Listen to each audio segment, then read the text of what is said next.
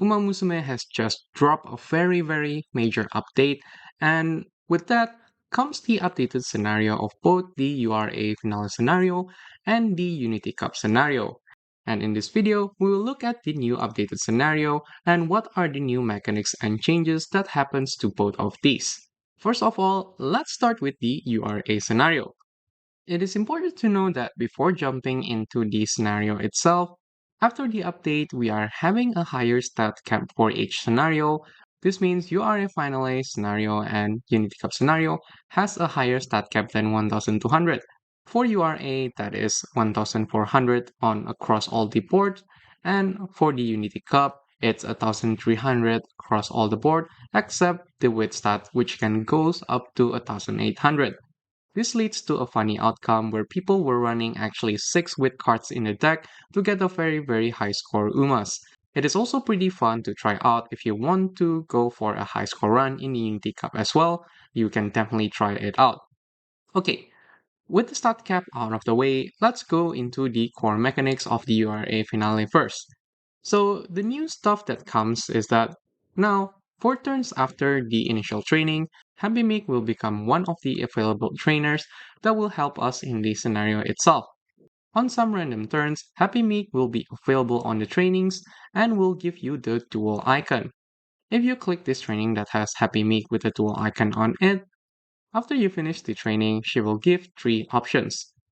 Each of these options is like competing with your stats line or your energy bar. There is a sign on the 3 options to indicate your chances of winning your competition with Happy Meek. It's similar to the Unity Cup where triangle means it's bad and circle means it's better and you have a higher chance to win. If you win this, you can gain a lot of stats, skill points, and additional stats cap breakthrough, and also new skill hands that is exclusive to the URA finale scenario. There's actually 6 skills in total, that is 5 for each stats, and 1 is for the energy option. If we take a look at the effect of each skill, Racing Spirit Speed is basically just a normal speed skill that will increase your speed on the second half of the race. While for the Racing Spirit Stamina, it's actually a pretty good speed skill that drains a little bit of your stamina for more speed. And as for the Racing Spirit Power, it's also a speed skill, but you need to do an overtake on the last perk. For the Width one, it's basically a speed skill as well, and you need to activate at least 2 skill in the second half of the race, and your speed will increase a little bit. The Guts one is actually an acceleration skill. I believe it's not as good as the other speed skills because the condition for this one is you need to be dueling, and dueling sometimes it's a little bit RNG, and sometimes this acceleration can go to waste since dueling may occur a bit late into the final stretch. We also have a green skill that is Racing Spirit Mood. This increases your stamina, guts, and wit if your motivation is good or better. It's a pretty good green skill, but taking into account that the mood distribution in the CM itself might be a little bit RNG, it might not provide some value on some of the races, so you can take that into account as well. Each time you compete with Happy Meek as well, if you win, it increases the dual level of Happy Meek itself. Every increase in level also increases the reward that you get after winning the competition with Happy Meek. Here is the table of the upgraded stats and skills per level of Happy Meek. It jumps from level 1 to level 2 up to level 5. If you duel with Happy Meek on level 5, it actually gives you a lot of stats. That is 20 stats of your choice that you pick on your option pick, and also 30 skill points and the hints of the type. So you can take into account these plus 20 stats into your training if it's tough to decide between a rainbow speed training or a rainbow click with training. If you reach level 5 with Happy Meek dual level before the URA finale, when you enter the last URA finale race, you can race against Happy Meek herself. Winning this will give you tons of stats and skill point and also the gold version of the exclusive skill scenario. In my case, it was plus 30 stats for each parameter and also about 230 skill points, which is crazy. That is all you need to know about the URA finale scenario update. There's not really much in there besides the Happy Meek that gets introduced and a little bit of dueling mechanic with her. Now, let's talk about the update that happens on the Unity Cup or the Auharuhai. So, the main feature that they added is the Purple Spirit Explosion Bomb.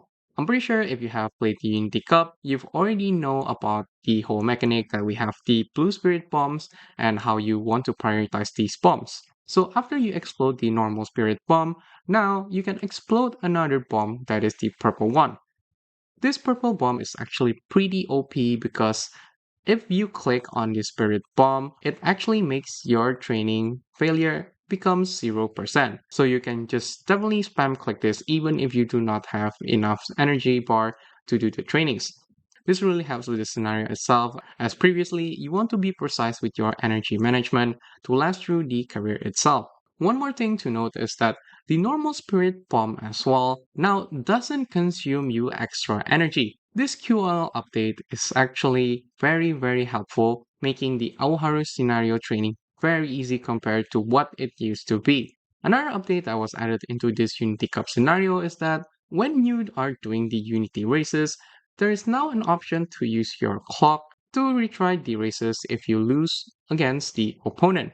As we all know, in the previous Unity Cup scenario, if you lose one of these Unity Cup races, then it just starts to snowball and you lose the next one, and you lose the next one, and you lose the final race with Rico. Now, it's not the case since we have the clock retry option, so it should be a smooth sailing from the start to finish, and you probably don't need to click the middle option anymore right now, and you can just spam the top options since you have this safety net. There's also an additional new team that you can challenge, which is the S rank purple team. The match condition for this is that you have a team ranking or 10 or higher, your team overall strength is A or higher, and you have already done the purple spirit bomb. Challenging this will give you more stats. Usually, you will get this naturally by the senior year, and you definitely can just attempt this one as it will give you more stats bonus and skill hints as well. So just definitely pick this option. If you also beat this team, then on the last Rico battle with the first team, she will become an S plus team. But once again, we have the clock option to retry again this, so it doesn't really matter at the end of the day. You can just simply clock it and retry until you win. The stats bonus definitely also go up against winning this, so naturally you will hit a higher stats across the board. There's also a little bit of changes with the spirit bombs and hint as well. Now, when you explode the spirit bomb, it doesn't capture towards your affinity or aptitude in your UMAs, but directly from your support card hints. So it's very good to prioritize card that has good hints that you want for the tracks. For example, for the next Princey M, this will be the Bakushin Guts card as she has a lot of sprint hints that will help you if you explode the Unity bombs.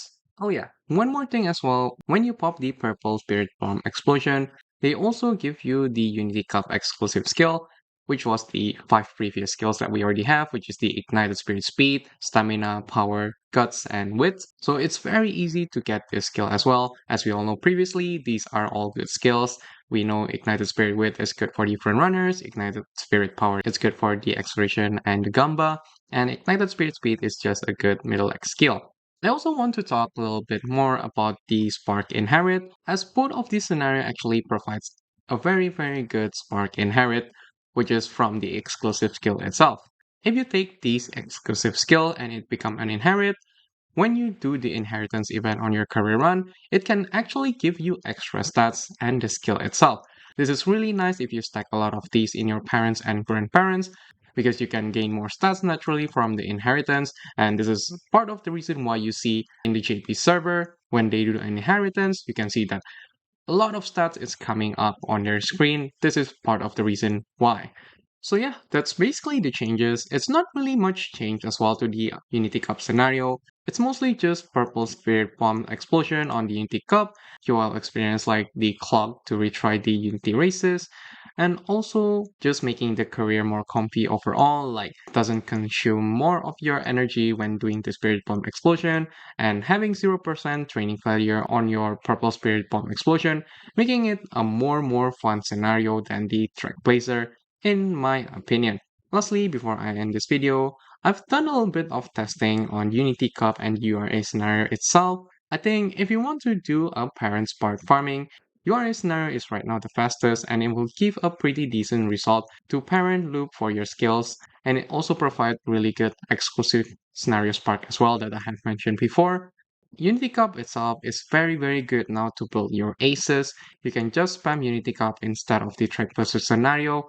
and you can just hit those Yuji Uma as well. So yeah, actually RIP for the Throne Pullers. They only lasted for about a week, and Trackblazer is officially dead, I suppose. You pretty much will only do this if you are pulling a parent and you kinda hate yourself and want to spend an hour of your day to do the parent run where you can actually just do it in URA or Unity Cup itself and only spend 1/3 of the time. I hope this video helped you and you enjoyed this video. If you have more questions, then I have this. If you have more questions, then I also have a Discord server down below that you can join and ask me questions there.